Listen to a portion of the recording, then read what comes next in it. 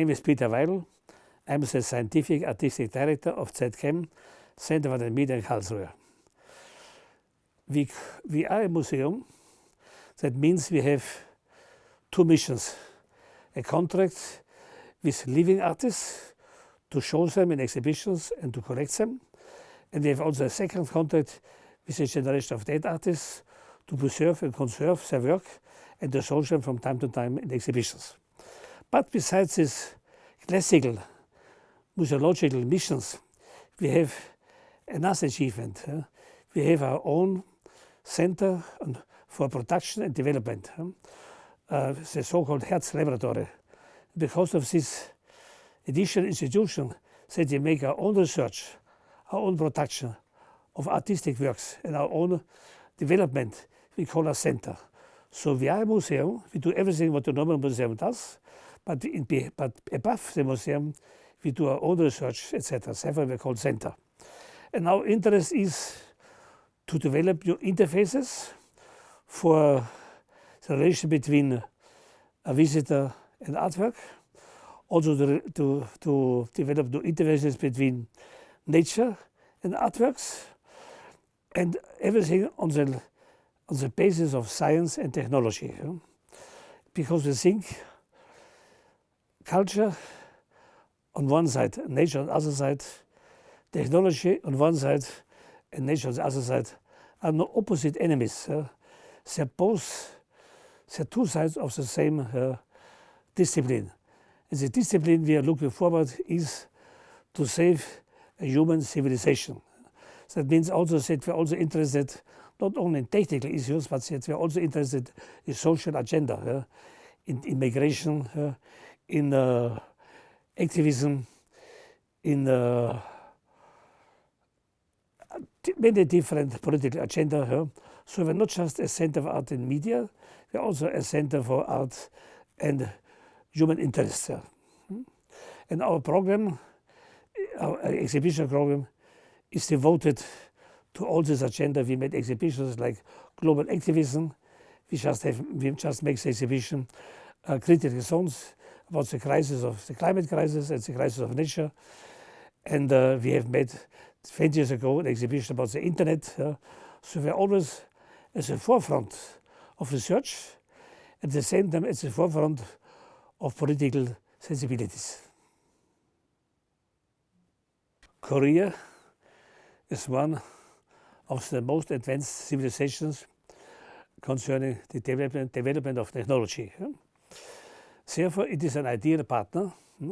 Therefore, the Seoul Foundation for Art and Culture is an ideal partner for ZKM because we both combine art and culture on the basis of technology.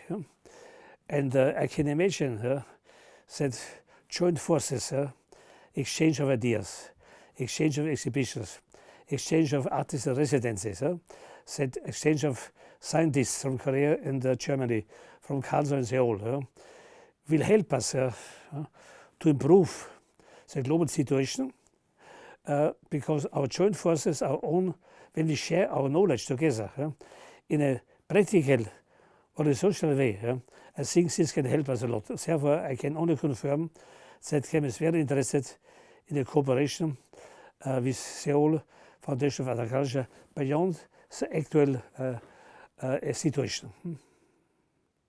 Very good question. And the answer maybe will surprise you. The most important thing to make this interdisciplinary cooperation working well is to establish for many decades an international network. So from the beginning, when I came here at the end of the 90s, I brought with me a large network. I knew scientists from the field of sociology, I knew scientists from the field of quantum theory, I knew scientists from mathematics, from chemistry, biology. At the same time, I knew a lot of artists who have worked always in the field of science, not in paint. So I was not so much interested in artists who work in painting and sculpture, even when we make very large exhibitions about culture, about sculpture and painting. But my main focus was to look for artists who work with science. So we have two large networks, a network of scientists and a network of artists who like to cooperate with science. So, for example, we are planning now, as my last exhibition, an exhibition which is called Renaissance 3.0, because the first Renaissance was the Arabian Renaissance between 800 and 2200. Then came the Italian Renaissance.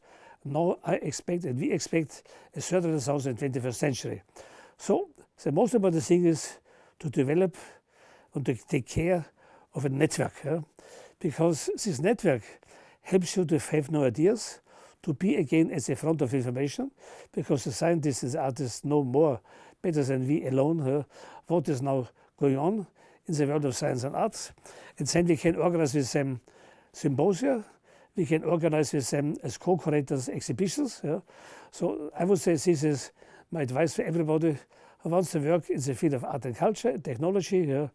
He must establish a network.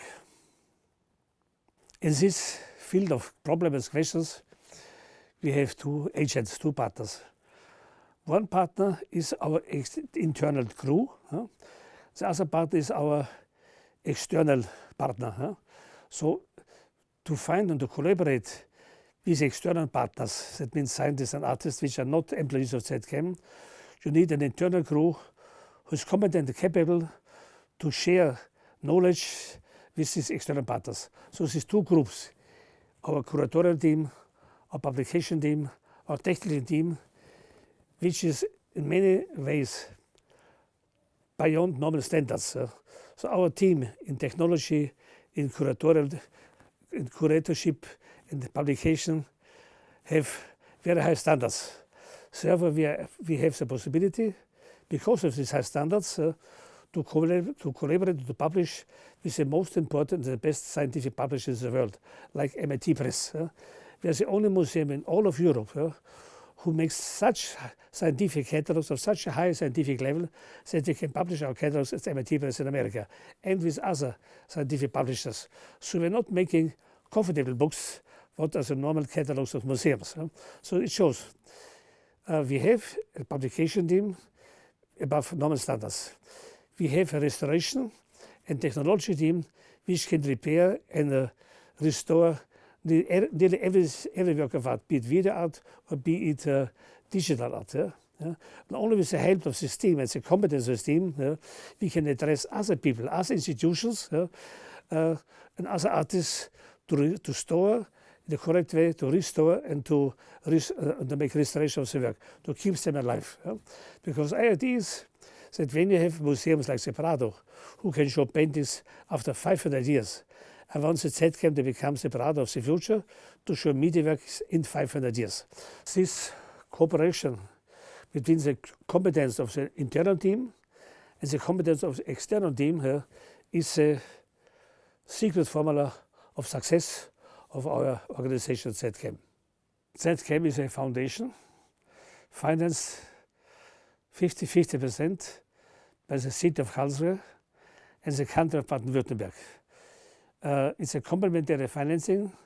Each partner pays about 7 million euro, but this 14 or 50 million euro would not be enough for our exhibition program.